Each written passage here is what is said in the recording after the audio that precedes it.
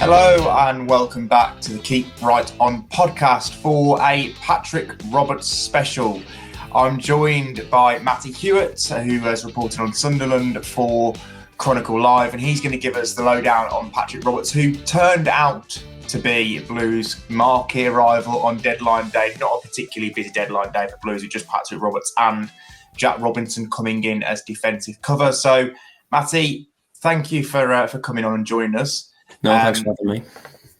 Please just tell us about Patrick Roberts. I get the impression he's a very, very popular man up in the northeast. Where to start? I think he's a player that sort of epitomises Sunderland's rise from League One through to the Premier League. You know, we've had players who are really well liked up here, Jack Clarke, Ross Stewart, but both of those players have left. Big money fees came in, but Patrick Roberts is somebody who arrived in January on the back of, you know, pretty disappointing loan spells away from Man City. He couldn't really find a home.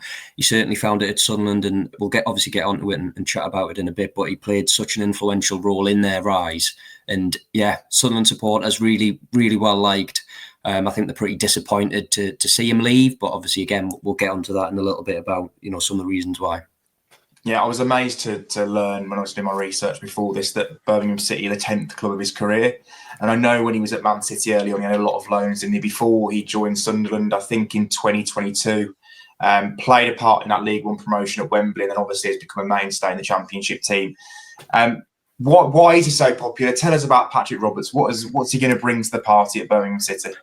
It sounds silly to say because obviously you're comparing him to one of the best players that's ever played football. But the nickname Mini Messi is it's not necessarily comparing the two players directly, but you can see the similarities between the two with the way that Patrick Roberts carries the ball, etc. Obviously plays on the right wing, left-footed winger, cuts inside. I will say that, as with any sort of wide creative players, consistency isn't necessarily his best attribute, but on his day he's absolutely incredible to watch. I think he's one of the players who brought back a real joy to Sunderland supporters, having watched the team in League One for far too many years. And he came in and he just made, you know, an instant impact. I think Sunderland had just been thrashed 6-0 off Bolton, and then to finish the season, winning promotion in dramatic fashion, yet beating Wycombe in the final. It was actually the semi-final clash at Hillsborough against Sheffield Wednesday where Patrick Roberts really made a huge impact. He scored late on. I think the celebrations are immense. You can see Alex Neil on the touchline going crackers, but that moment in particular is one that stands out with Sunderland fans. Obviously, just in terms of his attributes, I wouldn't say he's necessarily the quickest winger, which is why he's probably moved on from Sunderland this summer. They've obviously spent big in the wide areas. They bought Kemsdene, Talby from Club Brugge, who's a nice, exciting prospect. Roberts, though, like I said, I would have liked to have seen him given a bit of a run in the Premier League. I don't know whether Regis Labrie doesn't just fancy him, doesn't think he has the quality to hit that level consistently. He hasn't played there really at all in his Premier League, in his career, sorry. Obviously had a couple of appearances at Man City and then some at Norwich, but the start of this season, yeah, he hasn't necessarily been fancy, but on his day, brilliant footwork, great in the final third. He made 147 appearances. I think he only scored something like 9 goals, but he's not necessarily the player that you look at in terms of goals and assists and judge him on that. It's sort of his wider impact. And yeah, I think Sunderland supporters have absolutely loved him during his time here. To pick up on the goals and assists, I'm someone who hates to look at the stats and just kind of judge a player like that. But so in the game nowadays, so many forwards, wide player strikers are judged on the number of goals and assists they get in a season. You mentioned 9 goals. In the Championship alone, 7 goals and 17 assists in 3 seasons for Sunderland. Is that a case that there's an issue with his end product, or is it more the fault of his teammates for not taking the chances that he's created? Oh, tough one. I'd say, like I said before, consistency. So his end product, I don't necessarily think that you can be too critical of him. I think just at Championship level in particular, that's, the standard, the level of that players are at. But with Roberts in particular, you have to look at the big occasions. He is a big occasion player. He scored the winner against Sheffield Wednesday in the playoffs, and then he set up Elijah Mayenda in the Championship playoff final last year. So it's tough to say. I think during his time at Sunderland, the actual most exciting time to watch him play was actually under former Blues boss Tony Mowbray. The partnership that he had with Amad Diallo was just scintillating. And obviously, we've seen what Ahmad's gone on to do at Manchester United, and the fact that Sunderland were able to get him on loan is probably a conversation for another day. But the partnership those two had, it was just incredible. They were almost telepathic, having never played before. And I think if Blues can get somebody to play alongside Roberts who gets the best out of him, then yeah, they've got a cracking player. I remember that Mowbray team that got to the playoffs that year, and there was so many attacking players. It was like he just wanted to get every single attacking player on the pitch. I think there was one central defender or actual central defender in the 11. It was crazy.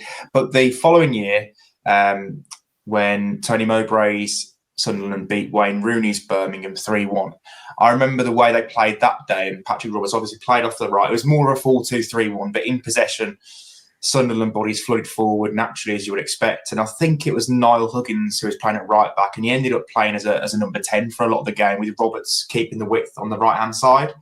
The Blues system works slightly different, so the right winger will often be expected to drift inside and become a number 10 when they're in possession, with the right back marauding forward and playing as the right winger in possession. Do you think Roberts is more suited to keeping the width, or do you think he's better suited to coming inside and playing as a number 10 in possession?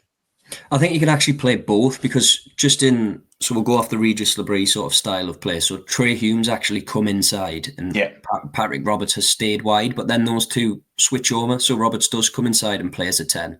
And I actually think that when you have him in pockets of space, that's when you're going to see the best out of Patrick Roberts, because his ability, just close control to keep the ball at his feet and then pick a pass in the final third. As I said, obviously assists aren't necessarily, he doesn't have a bucket load, but still he's so dangerous in those areas. I wouldn't necessarily say that he's better at one or the other. I just think you've got a great player there who can do both. It shows his versatility, and that's something that stood Sunderland in good stead. Yeah, sounds like a nicely rounded player. Another thing is his injury record. I think at Sunderland it's been pretty phenomenal. I think there was the one season, 23-24, where he maybe played 32 games, but last season he was virtually ever present, and also 22-23 in the Championship, also virtually ever present as well. He mentioned actually in his signing video with Blues TV that he's kind of almost started to understand his body as he's got older in football and get through seasons. Is there anything you've noticed that has been different from his time at Sunderland compared to maybe what he was like before when he was out on loan? Because he had a lot of injuries in those early Championship loan spells. Yeah, I can't necessarily speak for those Championship loan spells, but as you say there, the consistency that he's been able to show since being at Sunderland in regular minutes is something that's stood the Black Cats in really good stead. You see the numbers that he put up. I think it was 48 appearances last year. Slight injury in the season that you mentioned, and then 48 in the Tony Mowbray year. He's a pretty resolute player. He doesn't necessarily pick up niggles, which is quite interesting for somebody who's often fouled. He's always in the wars in terms of players going through and will win fouls. But yeah, it's pretty remarkable how many games he's able to play, as you say, having not played that many earlier on in his career. Yeah, I think those two things that really would have attracted to Birmingham City to him, other than him being a very good player at Championship level, probably his availability record over the last few years, which they seem to have prioritised in their recent transfer window business. And the fact that he's recently got a promotion on his CV, having won promotion back in May with Sunderland. How influential was he last season? Talk to me about his role last season in particular. Yeah, just an ever present, really. I mean, the thing is with Sunderland is it's really interesting. They played a sort of 4-4-2, 4-3-3 with Chris Rigg mainly operating as a 10, and obviously he's so young. You think, the inexperience of the lad, but his sort of work alongside Patrick Roberts, his ability to play with him was really quite a highlight. I think a lot of the work that Roberts does out of possession now, his ability to just slot back in and defensively, I think that really improved last season. Obviously, Regis Labrie when he trusts players, he has a pretty small group of players that he used last year, and Roberts wasn't ever present. And I think that speaks volumes about him. Regis Labrie isn't the only manager to do that. He's a player that, you've had Alex Neil, we've had Tony Mowbray. They've relied on him a lot. Even when we had, the Michael Beale sort of era that Sunderland fans would love to forget, even Mike Dodds after that, he's a player that, managers rely on and they see him as a reliable player. You mentioned, obviously, he didn't really get his chance to play in the Premier League. I think he made one sort of appearance before he joined Blues.